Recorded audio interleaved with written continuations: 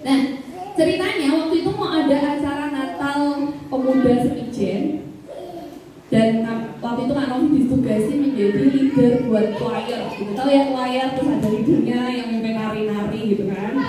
Mungkin karena Kak Novi orangnya aktif gitu, kayak anaknya gitu.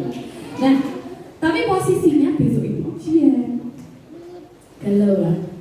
Tapi Kak Novi itu selalu punya prinsip. Pernah kan Kak Novi sharing di sini prinsip kuliahnya Kak Novi itu adalah gila dari ilmu layani Allah. Pelayanan tidak boleh membuat sekolah atau studi keteteran, tapi juga studi tidak boleh dijadikan alasan untuk tidak pelayanan. Buat Kak Novi dua-duanya harus dijaga seimbang.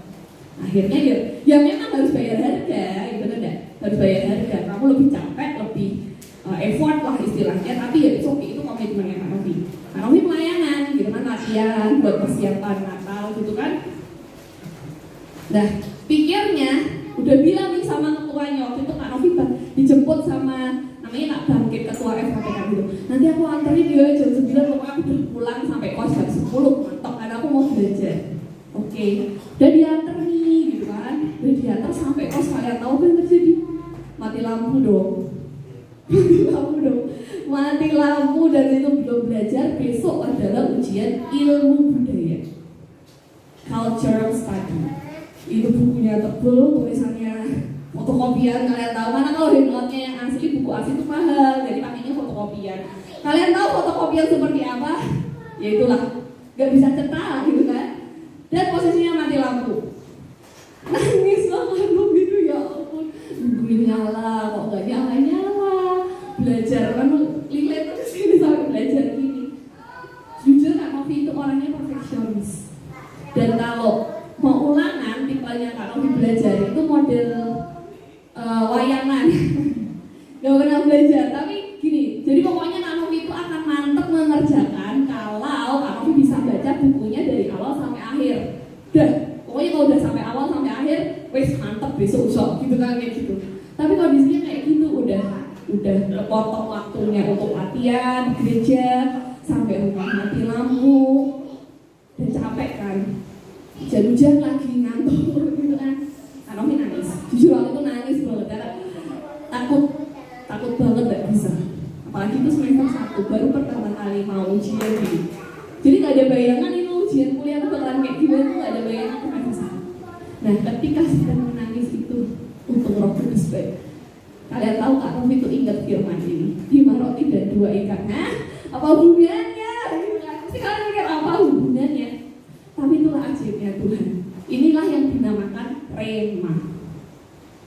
Ya, sebelum Kak Novi jelaskan apa yang terjadi selanjutnya, tak jelasin dulu. Firman itu ada 2, logos sama rema. Yang kamu baca di Alkitab itu logos. Ya, yang tertulis, firman yang tertulis. Rema itu adalah firman yang akan bicara secara pribadi ke kamu sesuai dengan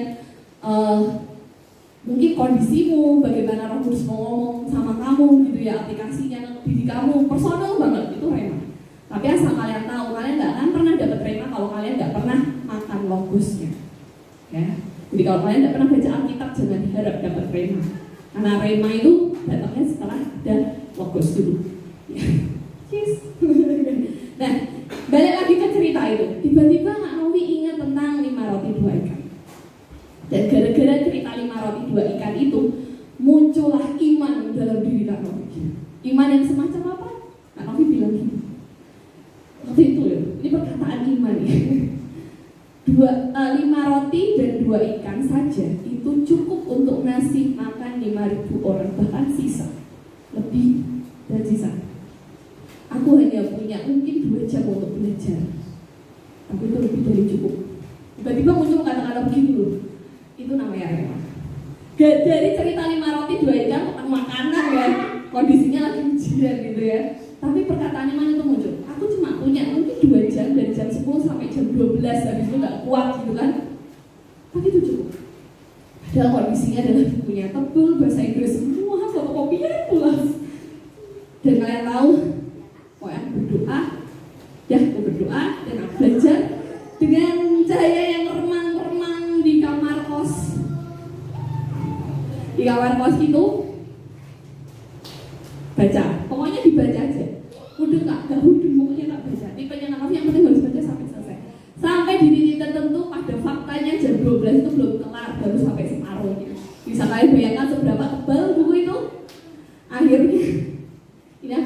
kasih dalam nama Yesus tuh Kak Novi cuma model scanning, tau gak scanning, dibuka halamannya, lihat judulnya, buka gitu dong, selesai, tidur gak kuat, ngantuk banget, capek kan habis seharian kuliah, terus latihan, terus malamnya kayak gitu.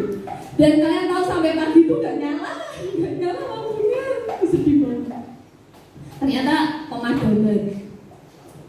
Dan habis itu berangkat kuliah kan, ngerjain ujian untuk pertama kalinya mengalami yang namanya ujian di kampus. Ternyata soalnya tuh cuma 5 tapi essay 5 dan essay, sebutkan, jelaskan, dan beri contoh. Nah itu kan banyak banget kan gitu kan. Dan bahasa Inggris, dengan bahasa Inggris yang ala kadarnya waktu itu ya kan, tulis selesai hasilnya. Nah inilah hebatnya Tuhan, ini Kak Novi ya. Dan setelah hasilnya itu keluar, you know what, di antara teman serombel Kak Novi, kalau yang nggak tahu yang rombel lain karena tahunya cuma rombel yang Kak Novi itu sekitar 25 anak mungkin ya, hanya 2 yang dapat A, temannya Kak Novi dan Kak Novi dapat A. Yeay, tepuk tangan buat Tuhan.